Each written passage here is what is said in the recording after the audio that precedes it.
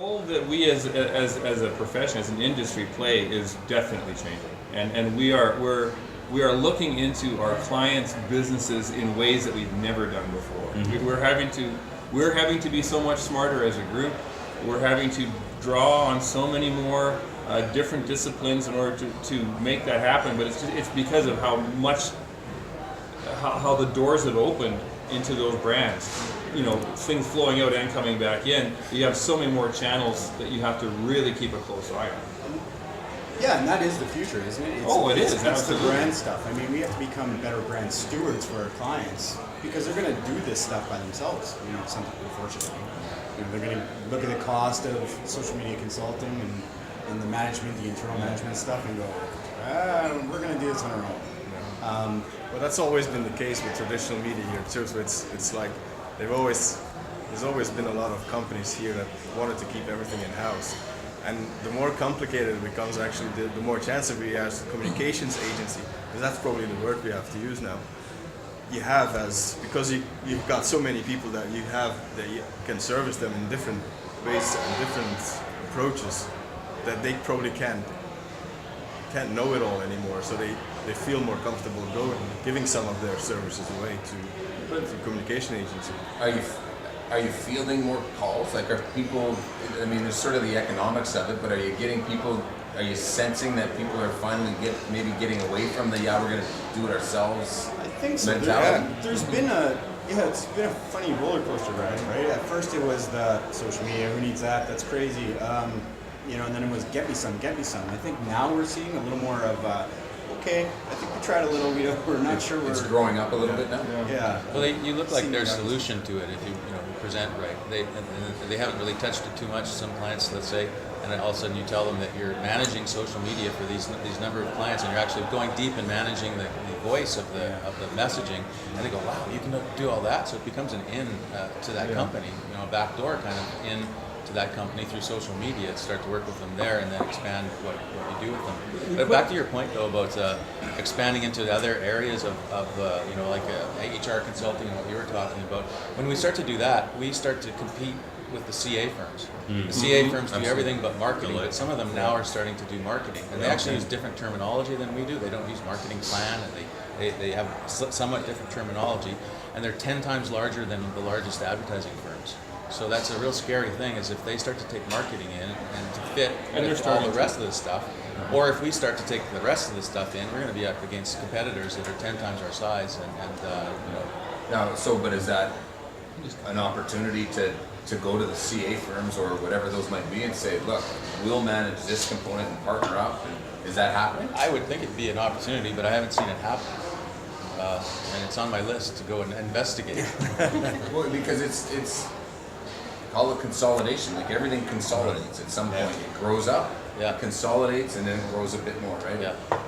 Is this the evolution of consolidation for, not necessarily maybe the wrong term here, but for agencies or marketing or communications firms to say, you know what, we need to take on more things to offer clients, which means that leads us to maybe we need to be looking at who else is out there that we can either partner with, acquire, be acquired, whatever the case is. It raises some really fundamental questions, because one of the challenges that we're facing these days is trying not to become a mile wide and an inch deep, because it's always new stuff to add, and there comes a point where you're not doing it well anymore.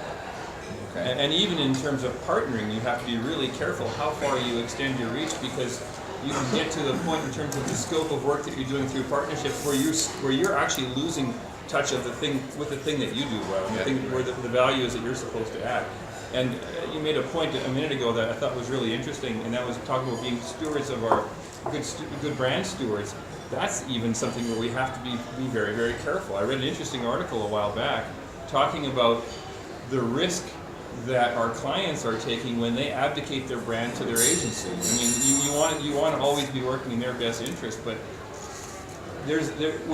particularly with all of the new media opportunities with social and everything, there's so much opportunity for agencies to go deeper and deeper and deeper that our clients are starting to say, well, you manage our brand for us. which is a good thing for the agency in a sense. At the same time, when a company abdicates its brand beyond the point where it's healthy, it ceases to be in touch with who it really is. I know when we do we've had some engagements where we've had the opportunity to really work with staff a lot to help the organization as a whole understand the role that each person plays in building and strengthening that brand. As that becomes as that flows into the agency, there's a risk that clients lose control of their brands. Agencies are trying to do the best thing, but what if we run ahead and lose, and the organization gets lost behind us? And that is happening in certain instances. Yeah, and on that point, and I think you see it on a global scale with some of the big global brands more so, where there are those concerns, and it's where I think the legal and contractual side of it becomes greater. You know, and people, you know, sometimes in smaller markets don't think they need the formality of the contract, or as much a formality in it. But yeah, it is important. When you're putting your business on the line, it's absolutely important. But I think, you know, from our standpoint, fundamentally, when we go in and talk to clients about their brand or their company, it's really taking their words and helping to articulate it. Yeah. Because they know it. Let's face it, they know it. They know their company better than we do. But we're not drinking the Kool-Aid every day. Right? So we can come in with that objective third party and help them. I think that, you know, potentially the days of marketing firms or ad agencies of being that truly that external marketing department where we do 90% of your marketing for you, those might be gone. But the days of us coming in as that bona fide sober second thought are a huge opportunity in front of us. Is there? I want to come back to this because it really to me it changes the whole outlook as to really what you're becoming. But step back and break it apart a little bit. There's like this. There's your small, and I don't want to call them mom and pop shops, but I mean we're in Winnipeg. Just lots of small businesses. Mm-hmm. How does a small business who says I can barely afford any advertising, so I'm gonna do, you know, I'm gonna do Facebook, and we've had customers say to us, we're not doing any more advertising, we're just gonna manage our Facebook page, and that's how we're gonna build our business. Okay. How do you sort of take those small businesses and say we have no budget, but there's always a budget for something, because there's waste or whatever the case might be.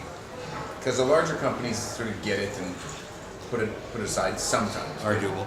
Is there a break though? Like, I mean, how do you deal with those? If we were to split them, how do you deal with the small business, and then how do you work with the larger organization? I think you try to communicate that they need a plan or a strategy, and so when that strategy is being developed, you go into it knowing what budget limitations in the past they face. So you build that strategy knowing that you're not going to be doing some CTV 6 o'clock news as one of their tactics, and it's something that parts they can initiate themselves, other things that are going to use you or someone else, like in the basement or your firm, and following a plan. So many clients will like, I want to do this, I want to do that, but it's not based on anything, it's a one-off thing. Well, I'll just take your money now. Yeah. There is the issue of scale too. And most right? businesses can afford to have somewhat of a strategy developed. Okay. I don't think we found that really online is any more affordable for us to do for our clients. It's a different allocation of the dollars. So really for the small businesses who potentially weren't a fit to work with us in the traditional sense, we still might struggle to find a good fit to work with them in the online sense. Like I don't think the change of media necessarily lets us help them that much more because they're still struggling with the same. There's a lot of work behind the social media. Yeah. And that it's probably more work to do it right than it is to say run a television campaign and shoot it. It's more labor intensive. Yeah. Well, and for us, that's where our job role is has never changed done. beyond social media. Yeah. If we just look at Facebook advertising as a case, we used to book a print ad for the Free Press or whatever it is, and you open the paper up, made sure your ad looked pretty good. If it didn't, you could call your rep and complain about registration or whatever it might be. Now, our media buyer is probably the person whose role has shifted the most. She's monitoring that online ad daily, and not just once a day, but continually running A/B tests, seeing what's which ad is performing better demographically in different markets, why are these things happening? So And then adjust on the fly. so that's where our time commitment has really changed. And then, yeah, coming back to the creative team, to the account director saying, hey, this ad's not performing for X, Y, or Z, can we find a solution? So we're recreating the same ad several times over the course of the campaign, which is great because we're seeing increased performance, but it's just maybe Increased fees. a different kind of set of fees that That's go along with it. Pretty much Coon's life, isn't it? Every day checking where Yes. Well, kind the online's at. Well, and that would, because I mean, that's, I mean, if we're just online and social right now, but that's, I mean, how do you manage, like, how do you explain to somebody, like, we're gonna have to be changing this, and there's a cost associated with it too, right? that's the other thing. Not everyone is ready for this. You have some clients that can only have money for some one execution, and that would be their budget.